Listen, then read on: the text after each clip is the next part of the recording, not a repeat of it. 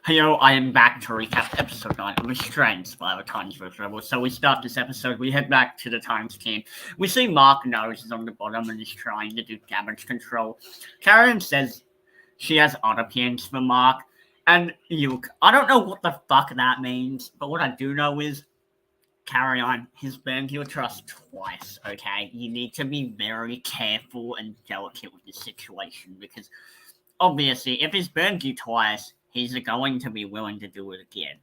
So Carry On needs to be very careful. Obviously, Mark, Rihanna, and Alex are on the bottom of OG. The new OG rebels. I think having to say new and old and new and old because I have to remind myself it's okay which one is what because it's like it's complicated, but I've gotten the hang of it. Anyways, so yeah, I mean, hopefully Mark, Alex, Rihanna can get off the bottom, but I mean, we've got the middle-aged mafia, or I guess the trio of Aiden, Kitty, Carry On, and then you've also got Jaden who's just hanging around there, not really doing much, probably just gonna stay with the OG Titans. Anyways, we go to the OG, the new. Sorry, oh my god, my neck. So Ferris and Raymond have banter joking about an idol on the other tribe, aka the new Titan. Sorry. We start the thing. The first thing was about the new rebels, and then this one is the new Titans. Okay. Yes. Sorry, I don't know why I messed that up in my notes. Anyways, Ferris and Raymond have banter joking about an idol, which is great TV. Loved it. Ferris talks about how they need to strike first, aka his alliance against Kirby's, and her allies, aka Scott and Kelly. And then, obviously, Ferris wants to... that's who Ferris wants to strike against. Kirby, Scott, and Kelly. And obviously, Ferris's alliance is himself, Eileen, Raymond, and Garrett. So we see that Garrett mentions how it has to be Kirby next in a confessional. It's like, Kirby burned my trust, blah, blah, blah, blah. Kirby tells Ferris Kelly has an idol. And I'm not really sure how I feel about this move from Kirby, but it's interesting, I guess. And, I mean, I would say we see the later effects of it, but we don't really see much later effects of it. Or at least not in this episode. Maybe we will later on in the season, but it's in this episode. We didn't really get yet much bad stuff from it. For reward challenge, they're in pairs. They race into the water to collect coconuts with Yetis on them, and they need to make a word first. First tribe to 2, get 2 points, wins reward. And Titans have 3 extra players they need to sit out. So they sit out Eileen, Kirby, and Charles. The challenge Mark body locks winner short term. I love this. It was really sneaky. It was really good. Great move. Long term, he did this publicly in front of everyone, which is not great because I think it's going to put a target on Mark's back and make everyone be like, oh, Mark's going to put his ass on the line for these challenges. Mark wants to win these challenges. Mark cares so much about winning these challenges. If he gets the match, he's gonna fucking do whatever it takes to win this game. So I don't love that from a threat level management perspective for Mark, but short term, cool. Get yourself some brownie points, you want to call it, with your tribe because you're already on the bottom at this point. You don't have an idol anymore, so good job, Mark. I think, for starters, Winner and Valeria have a good strategy.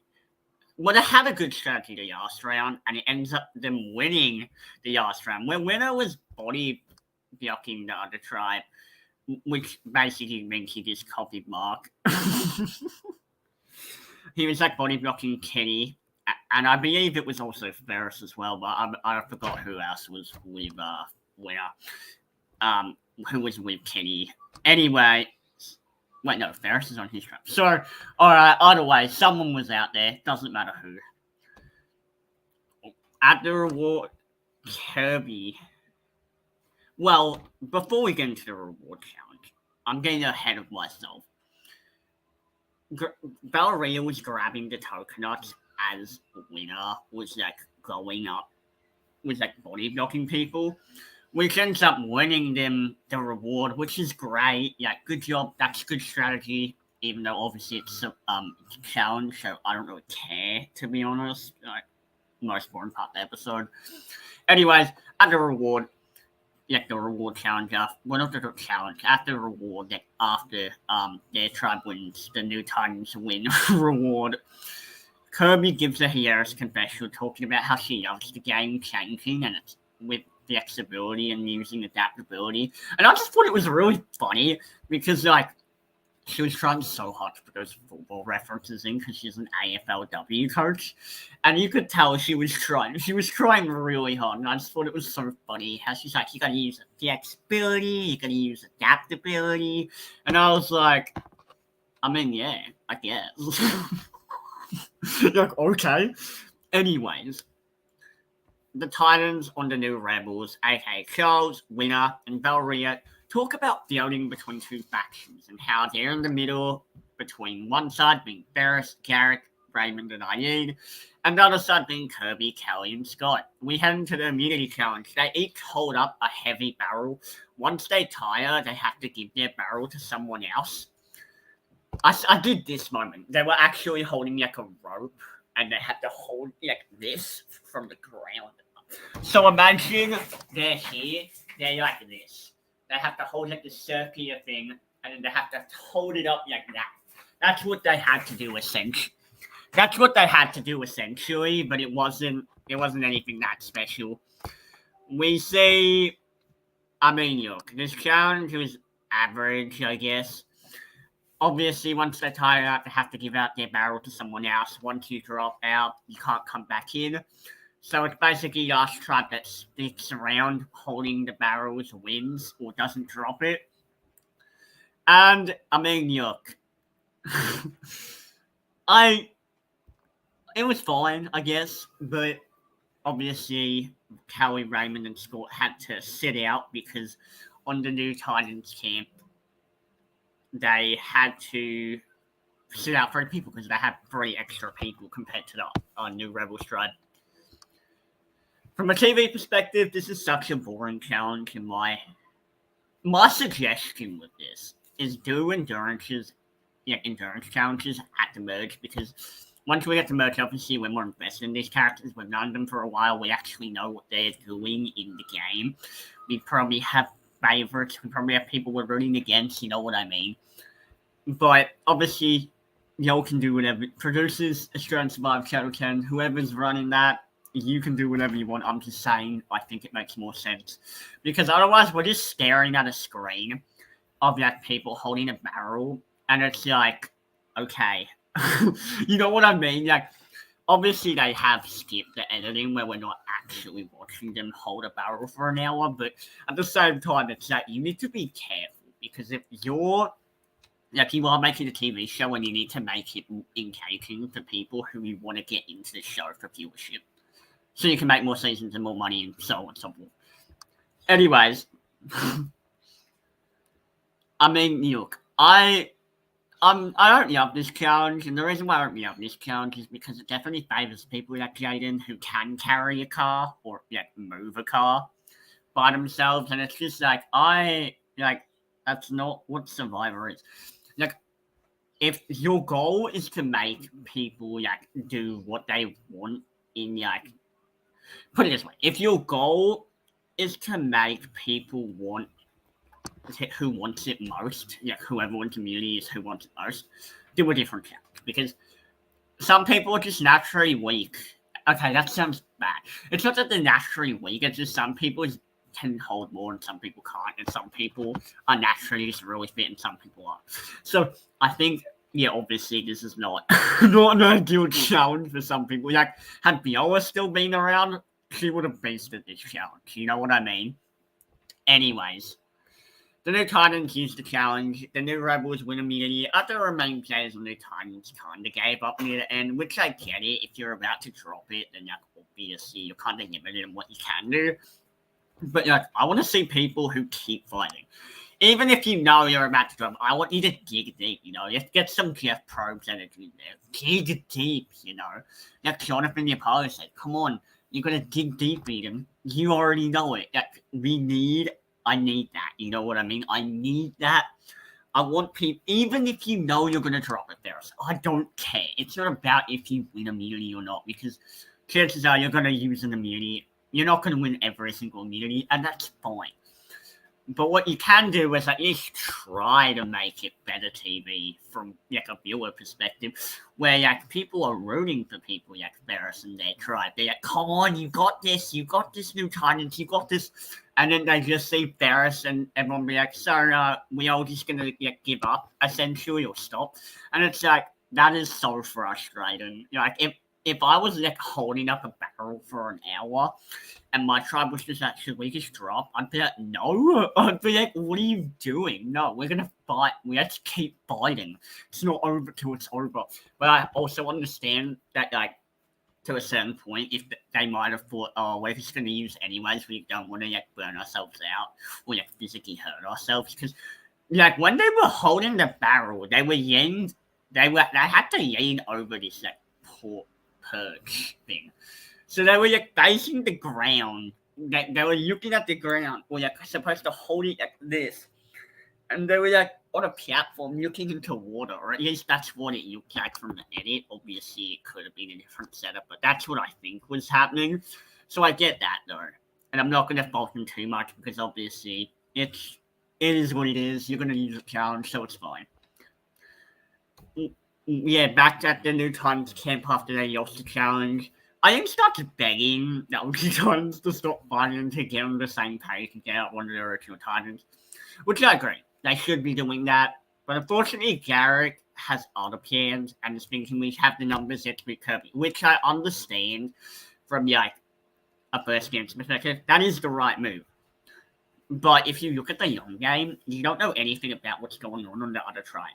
And if Garrick does stay OG Rebel strong, you can keep all the relationships you have and get rid of the people who are more likely to work with OG Titans going forward. It's a common mistake people make after they get in the majority. They feel like they need to not blow up, but they feel like they can just get whoever out at any time, which I understand that perspective, but at the same time, you need to look at the bigger picture. But obviously, Garrick isn't looking at the bigger picture. Garrick is thinking, I have majority, let's just get at Kirby. Just get revenge for past history, whatever else, right? Pretty quickly, the Rebels self-imploded, and the two facturing alliances from original Rebels go at each other. Garrick throws Aileen under the bus for no reason. I understand what Garrick thought he was doing by telling the OG Titans about how, about how people are talking about them being OG, Rebel strong. But at the same time, I don't like this move in the sense that I think it could have played a factor into the vote of the OG Titans are going to think to themselves, Ferris's alliance with Ferris, since Aileen is on Ferris's side, they're going to essentially think to themselves, the Ferris crew are more game savvy because they're trying to stay OG type, Rebel strong. Which means, since we're Titans, it's in our best interest to get out one of the people from their side. And I think that definitely did play a factor into the vote and which side people decide, the OG Titans decide to side with. Even though they didn't really play that in the episode, I think it did play a factor into the vote. I also think that, if we're looking at, Raymond going up to Callie. Well, I mean, before we get into that, we later see in the episode that that Ferris's crew, Raymond going to Callie and telling her not to play an idol for Kirby, and Callie goes to Kirby and Kirby goes to Scott, and now they're going for Ferris, the Alliance, which is amazing for OG Titans, but I don't know how much credit I want to give them because it wasn't them. You know what I mean? The OG Titans didn't really do much. It was just kind of the Rebels just kind of having a civil war for no reason. So in that perspective, I'm I don't know how much credit I want to give them, but it's fine. I would have had the same plan as Ayane if I was on Rebels. I think it makes way more sense for them to pick up the OG Titans, especially because if you're Ayane and you're in the majority 4 of 7 from OG Titans, which is the majority from OG Titans, like on this tribe at least, with Ferris, Garrett, and Raymond all opposed to Kelly, Scott, and Kirby, which it makes even less sense for Garrett and Ferris and Raymond to fib on OG Rebels. At the same time, short term, or at least the short term, I meant. But even then, their tribe hasn't been to a tribal since swapping, as the other tribe has been going to multiple tribals again and again and again. And that's one less time each time that you are needing like any of the rebels to go home, or at least on the new Titans tribe. Which means you're more likely to get to merge. And if you're a super fan, you would do as much. You would do the math, essentially. Merge tends to be around 13k left in Australian Survivor. So I'd wait if I was Scott, Kirby, and Kelly to flip even like heavies in the challenges from now on and stay OG Rebel strong. But what can you do when you're not the players out there? And obviously it doesn't really matter because maybe there just wasn't enough trust there. They felt like too many bridges were burned and they couldn't go back. Which in that case, Kirby, Kelly, Scott, I get it. I mean, you ended up in the majority. You ended up on the right side of the vote. So clearly, I mean, it doesn't really matter what could have been. It matters what did happen. But I love talking about what could have been, what might have happened, what certain things impacted the votes, what could have changed the dynamics of the game. Because I'm a super fan. I love this game. I love talking about Survival. I want to get on Australian Survivor and win. Anyways, Charles kept mentioning how important it is to be equal numbers, 3-3, if they side with Kirby, Scott, and Kelly, as opposed to the other alliance where they have 4-3, and the 3 OG Titans would be in minority compared to Eileen, Garrett's, Raymond, and Ferris. There's a lot of names going on, guys, okay? Trying to remember this is complicated. There's a lot of names going on here. And look, I get it, but at the same time, I really don't think it makes much of a difference for Charles, Valerie, and Winner if they are sticking together because, I mean, either way, you're going to have numbers. Or at least you're going to appear to be in the majority going into your most. If the sides stay the same, which they seem to be staying the same, you're going to be going into the merge with a majority on this tribe. Whether you stick with that majority and your main priority is OG Titans, obviously that's different. But I'm just saying in a hypothetical scenario, we've seen in Australian Survivor All Stars with Makuta, the Makuta 7 stuck together after being on a tribe together, and then they went to the merge and they just started picking off the other side one by one. So, just hypothetical. And I can't fault them for that because they were originally Winner, Charles, and Valeria thinking it's better to side with Kirby, Scott, and Kelly. I can't fault them for that because they were originally down 7-3 in the tribe and now are in the power position. Scott mentions it's smart to go for Ferris's right-hand man since Ferris has an idol that he could play on himself, and I would say this is the right move. But to be honest, I'd go even as far to boot Eileen or Raymond instead, but obviously it doesn't matter which one of the opposing alliance goes, as long as one of them goes. Or at least that's the perspective I have, at least, and I think Scott sees the game the same way I do, or at least he's trying to see the same. Yes, I think Scott and I see the game similarly in that sense. And Scott, Kirby, and Kelly feel like being OG Rebels strong isn't an option because obviously Raymond went to Kelly and was like, I wouldn't play my idol on Kirby, blah, blah, blah. And obviously Kelly went to Kirby, and then Kirby went to Scott being like, oh, you shouldn't play an idol because otherwise it's going to backfire on, you shouldn't play an idol and that. And then obviously Kelly was like, I'm not going to fall for that. You guys want Kirby out. And then we see, in case two idols are played, Eileen decides to put a vote on Kelly. And you could say she should have put one of the OG Titans' names on the parchment. But at this point, Kelly has shown she's irrational at this point. She doesn't, or at least from Eileen's perspective, right? And from Barriss and Garrick and Raymond's perspective, it's like she's already gone rogue once. So at that point, it's kind of like, okay, it doesn't really matter at that point.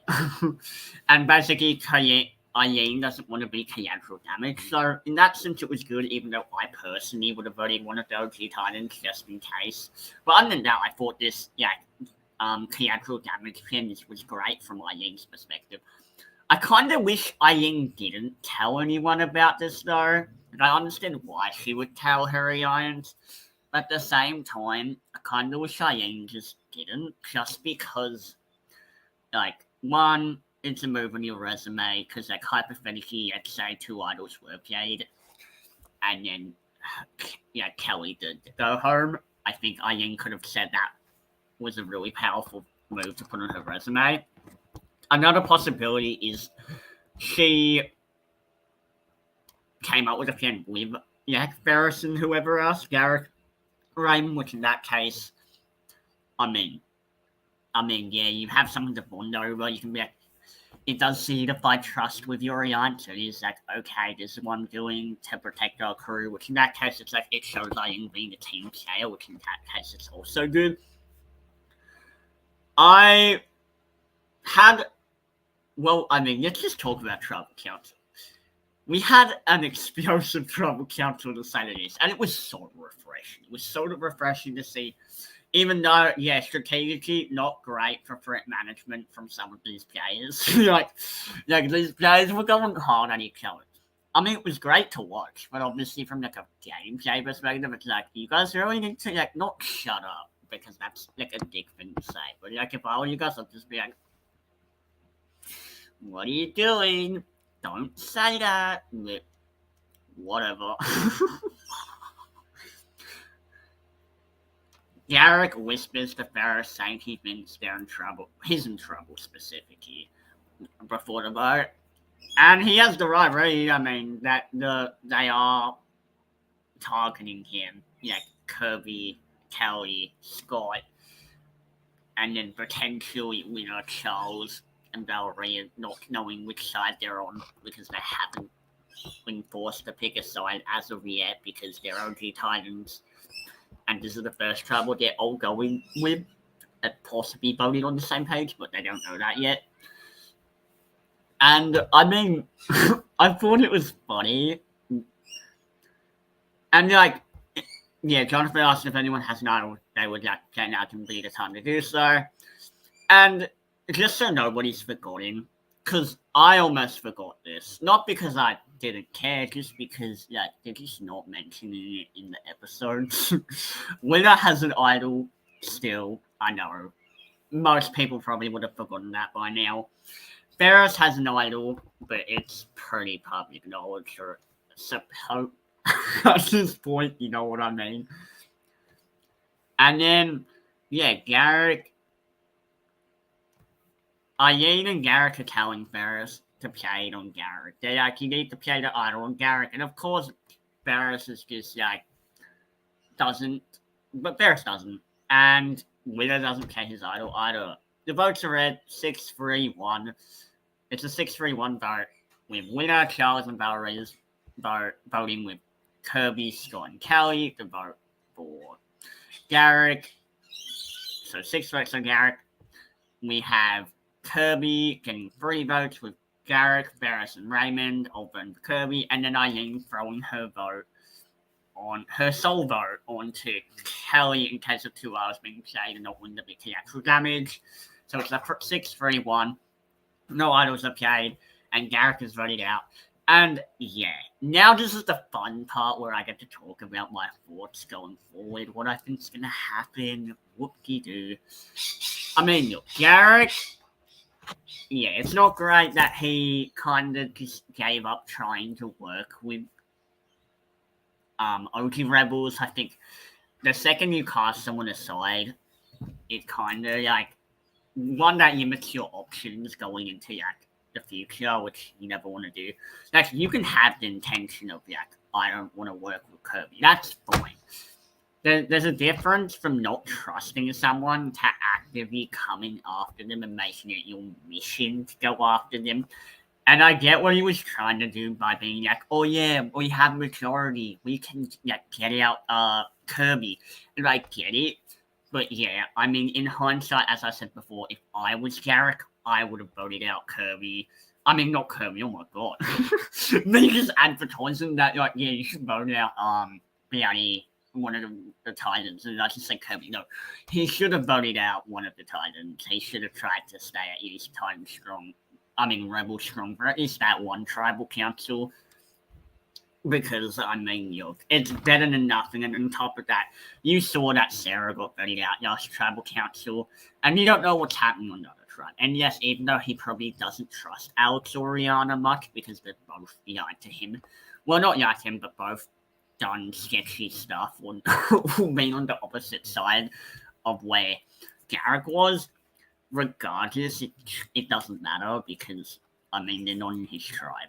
And they're more likely to be OG Rebel strong because they've been on a tribe. Like, as I say this all the time in Survivor, I think Survivor incentivizes you, when they put you on a tribe on day one, it incentivizes you to stay loyal to that tribe or more loyal with that tribe. And it's the same with Titans. If you're put in the Titans tribe, you're more incentivized the game of Survivor incentivizes you to stick more with Titans or whatever tribe you're on. And this is the part where people are like, Progonies suck, and I understand that. But yeah, we're not really getting that this season. Because both times on both tribes, on New Titans and on New Rebels tribe, both original tribes have had majority, and they've both voted out someone like from their original tribe. Which, yeah, I mean, from a gameplay perspective, kind of hurts my head a little bit. It kind of digs it in. I'm kind of like, ooh, that is painful. Like, oh my god, why would they do that? But, I mean, look, not everyone's going to be me. Not everyone's going to study this game and plan for this game and dream about being on the show for decades. So, in that perspective, it's fine. It's whatever. So, what are my predictions going forward? Well, instead of guessing which tribe uses next, because there's purely way too many people in the game, the first thing we're going to do is I'm going to go on the fandom page for Australian Survivor because I'm curious. I'm very curious as to, first of all, we've got to figure out how many people are left. So 8 people have gone home, which means we are down to 16 players, I believe. Let me count. I know, I'm bad at math. All right, 24, 23, 22, 21, 20, 19, 18, 17. Yeah, 16 players. We're down to 16 people. And, yeah, merges around normally final 13. So, a few more rounds until we merge. So that's, or most likely merge. I mean, I don't know if they're going to do like a non-elimination or any of that crap. Hopefully they don't, unless it's like a movie thing, because, I mean, I don't like people getting voted out of the game and coming back in. That just like defeats the whole purpose of voting someone out.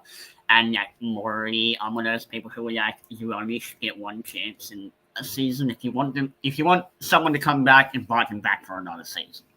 At least that's my perspective. I mean, at least that's what they do in the challenge, or most of the time. The challenge in the US, where they'll invite like the same people back and back and back, and you'll have people like Johnny Bananas and Wes coming back like 70 times. Even though Wes has retired, or apparently has retired. No, I'm more Survivor based than the challenge based, or Big Brother based. But anyways, so predictions. Obviously, Ferris has an idol on the new Titans camp.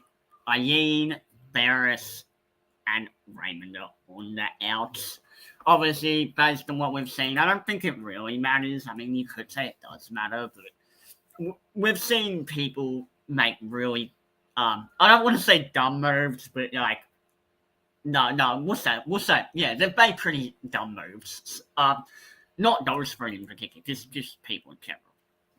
And I mean, Barris should be okay in the sense he has the idol, and I think it's too risky.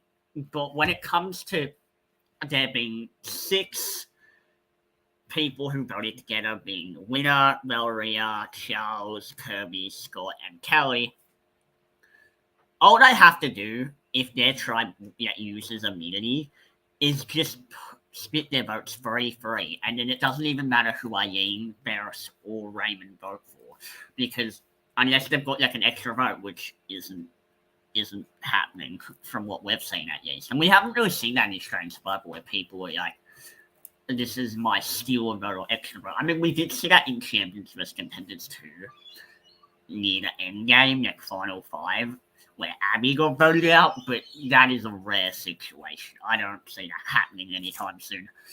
Anyways, we see that, and I was just like, oh, I don't know. I don't know how to feel about it because, obviously, I think Aileen, Raymond, and it's great that Ferris has an idol. I mean, let's be honest, it's amazing, but one, it's public. 2, they have the majority to split the votes on you, with your 2, I would say, 2 closest allies left in the game. And it's like, the only person who Ferris really has a connection to is Mark. And Mark is on the other tribe based on like the whole key thing and like being like, there's a box in your camp, go your crew. So that's not great. But yeah, I mean, obviously, I think Ferris is more likely to stick around than Aileen and Raymond just because he has an idol. So he obviously knows he's on the bottom now, and he probably knows they're going to target him. So regardless, I think if you're Scott or really the 6 of everyone else, being Charles, Winner, Valeria, Kelly, Scott, and Kirby, I think 7, but it's because I counted up Ferris as well. You know what I mean? Those 6. Yeah, obviously the ideal PM would be to put votes on Ferris and put votes on Raymond or Aileen 3-3. Flush out Ferris's idol, force him to play it, get out either Aileen or Raymond, and then obviously later on just continue picking them off one by one ideally. And I think Aileen is probably the more strategic player when it comes to Raymond and her, so I think if they're trying to go for like the bigger threat or like the better player, I think they will be going for Aileen. So I'm very nervous for Aileen going forward, and it sucks because she's a super fan. I want to root for her. And Raymond is also a fan, but he's not as big of a fan. So if I had to use one of them, I'd rather Raymond go. But obviously, it sucks regardless because I'm voting for Raymond and Aileen. Ferris, here's the thing with Ferris. I'm not really sure if I'm voting for Ferris or if I'm voting against Ferris. Because originally coming into the season, I was like, Ferris, I don't need to rip off King George. But like, the more I'm seeing from Ferris, the more I'm starting to like him. Like, the more I'm like, you know what? Like, you are actually relatable. Maybe I have to root for you. You know what I mean? Anyways, Kirby, she is. I mean, obviously Kirby's made some not irrational decisions, but she's made some pretty bad calls. But she's in majority. She's doing something right. Kelly, Kelly's Kelly. she's also in the majority. We also see that Scott. I think Scott is playing decently well, but I think it's obvious he's playing well. So I could see Scott making it to merge, but as for winning, obviously he's gotten a pretty purpled edit. Like, he's getting more content, obviously. But it's not great. He's not really the main character on this tribe. The main character on this tribe is Valeria, right? Can we all agree with that? Valeria is the one who's getting all the content. Valeria is the one who's getting all the screen time. Valeria is the one who, originally, I thought Alex was going to win this season. From like episode 1, I was like, okay, Alex is going to win this season, right? No, it's not Alex. It's Valeria. Valeria is going to be the one who ends up winning this season. Just based on the edit, we know exactly what she's thinking, what people think of her. They're always mentioning her. We're getting all these little bits from Valeria that you don't really need to put in. And I feel like every episode, the only two people we're ever hearing from are Alex and Valeria. Like that, to be honest, that's my perspective. So I feel like I can't watch an episode without hearing from Valeria comment about literally everything, which is fine. Like I get it from an editing perspective. You have to show your winner, but at the same time, it's a bit frustrating because I want to see other people. I don't want to just see Valeria on my screen. And like, it's fine. I mean, it's cool. Gameplay wise, her winner and Charles have been playing well from a bottom perspective, even though, as I said before, I don't want to give them too much credit because it's kind of like how much did they actively do to how much did they just get yucky with who was on this tribe and what the dynamics were. You know what I mean? Anyways, Kirby and Ferris. You could say that Kirby is in the majority. The way that editing does, like, the way Trends Above editing is, they're always like hyping up that, oh, Kirby's running the game, which makes me think that Ferris will outlast Kirby. So between their rivalry, I think it's safe to say that Kirby is, which is funny, but I could totally see Kirby being idled out. I could see it. I could also see Kirby being blindsided at some point, whether it's now or merge, I'm not really sure. Obviously, I like Kirby, even though game perspective, she made some pretty bad moves previous rounds, but it's not about what happened previously, it's about what happens now and what the future is, and what Kirby's future is going forward into the game, I guess. I want to see, what do I want from this season? What would be my dream scenario? Alright, first of all, on New Titan, going forward. Now we've spoken about everyone on New, what tribe is there? New Titans, New Rebels, New Rebels. I mean, we could talk about Winner. I mean, your Winner's alive, I guess. I mean, he has an idol, but that's about it. I mean, they're not really showing him past that. When it comes to Charles, Charles is finally getting screen time, which is great, but also, we don't really know who he's close with from original Titans. We didn't really get that at all. I'm assuming he would be close with Eden and Mark because they were like super fans or whatever, but we've also seen the Invisible Hand is kind of dead. You know what I mean? Like, that's been long gone, and I watched interviews where people were like, we have people like Shangus and like Survivor Now and stuff. Their podcasts were like, we got more insight into like what was happening at their camps, and it was kind of like, oh, okay. But anyways, we go to the New Rebels tribe. Obviously, Alex and Rihanna and Mark are on the bottom, with Caroline, Jaden, Kitty, and Eden in the majority. Yeah, I mean, it seems pretty straightforward, you would think, but the thing is, Jaden is one of those people who are really passive, so to the point where it's like, I could totally see Jaden flipping on Eden, Kitty, and Caroline. So, don't give up hope yet. And if Alex is the runner-up, which I'm starting to think Alex is getting a runner-up at it, just based on, I think Valeria is winning the season. I think Alex is getting the runner-up at it. Well, originally I thought Alex was going to win this season. So I'm starting to think that now Alex is the runner-up to Valeria. Just because Alex is not... he's getting a few good moments, but he's also getting, he's also getting some bad moments as well, where it's kind of been like he's been on the bottom for like his entire game, essentially, and he hasn't really had much wiggle room.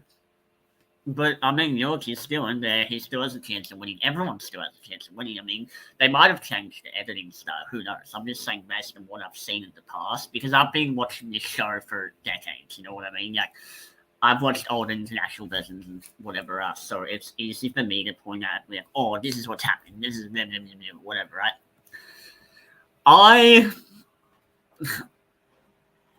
I think it's interesting that Mark thinks that Kenny is the between Eden and Caroline, because, I mean, maybe she is. I just thought that was an interesting point for them to bring up, and I think that could play into a later round.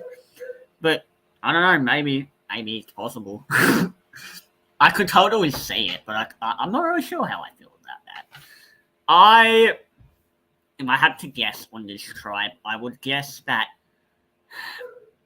Rihanna's probably the next to go. If I had to guess, just because we've seen before that where Rihanna is kind of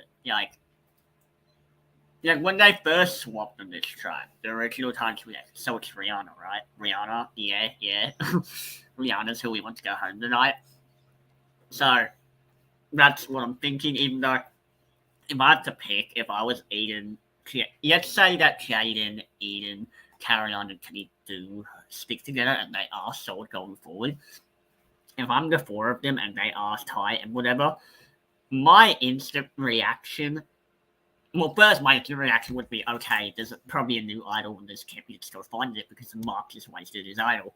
So let's go find it, make sure they don't have the idol, so none of us get that idol now. And then the second thing I would do is I would, as much as Mark has been a bit shifty and clearly tried to betray you, it's like, okay, you don't really know where Alex and Rihanna stand. So, yeah, I would lean towards getting rid of one of the rebels just because it's just better for your game, especially because you guys, it's so hard to tell if getting rid of Leo was actually a good move because, obviously we did see Mark and Leo talk about turning on Carry-On, and she did strike first, and that's what the Kirby and Ferris situation was too, where Garrett got voted out last episode, where it was kind of, or this episode really. I say last episode because another episode is coming out tonight, but it's just really interesting because I get it, but I'm also just I don't really know how to feel about that. Who do I think is gonna win out of Carry-On and Mark? Who's gonna go further? I think Carry-On will. I see Mark getting out before Carry-On, or at least that's what I'd do. If I had to pick between who I'd vote out between Mark and Carry-On, I'd vote out Mark, 100%. But that's also just because I know more stuff about Mark, his background. I know they're both fans, still super fans of the show, and they've been watching it for years or whatever, but that's just me. And also, Carry-On seems to be very, if we're looking at challenges-wise, I think Mark's better at comps as well. So if we're talking about a possible merge soon, because it is Final 16, they do tend to merge Final 12, 11, 13, 14, around there, right? Or at least in Australian Survivor. If they are going to merge, you want to be able to beat people in challenges so you can vote them out. You know what I mean? You don't want to be comp beasts who are at the end who are oh yeah, we just couldn't vote him out because he won all the comps. And yes, you might say, but no one's going to win 13 comps in a row. I agree. However, winning a comp, if you can guarantee that you can more likely win a competition, aka vote someone out, then obviously you should do it, right? I'm trying to think about hypotheticals going into the merge, what I think the majority will be, but that will be for a podcast next week coming out for week 3 and week 4 Australian Survivor recap, where I will be discussing it with people once again, talking about my thoughts and opinions. So anyways, that's all I have to say about this episode. Thought it was really fun. Thought it was good. Overall, let's just hope that we get some good gameplay, because I really need to stop seeing people make bad moves. It's really painful to watch at home and to be like, I know what to do, you're doing this wrong, and just having to watch there. So yeah, Australian Survivor, cast me, let me do it right, let me show these people how to actually play the game. Anyways, thank you all for watching, and till next time, which is tomorrow. Peace out.